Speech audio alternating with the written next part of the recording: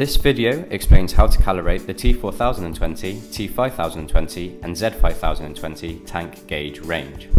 Things you will need before you begin calibration: a laptop with Windows 7 or above, an OLE configuration lead and configuration software kit. The COM port of the PC must be known. We are not an IT support company, so we ask you ensure you know how to find this. You need to view Device Manager. You need to know the dimensions of the tank. This will be the inner tank if it is a bundled construction with a double skin. You may find using the configuration record sheet from the document download is useful at this time. You need to know the product's specific gravity. On our website, click on Our Products and then choose By Fluid Type. We hope this helps.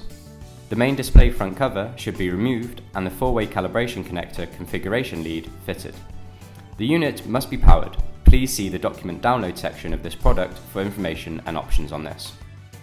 The display must be in standard mode.